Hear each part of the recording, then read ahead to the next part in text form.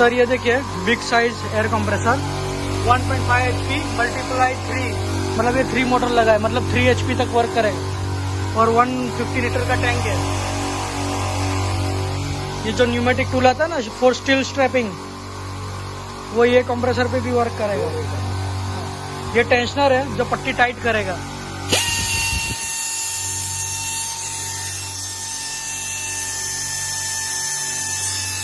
और ये उसका सीलर है जो क्लिप को पुश करेगा, पुशर।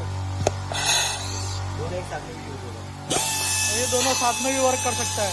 टेंशनर सीलर को टी कनेक्टर के साथ दोनों पाइप कनेक्ट कर देना है, तो एक पट्टी टाइट करेगा, उसके बाद ये क्लिप को पुश करेगा।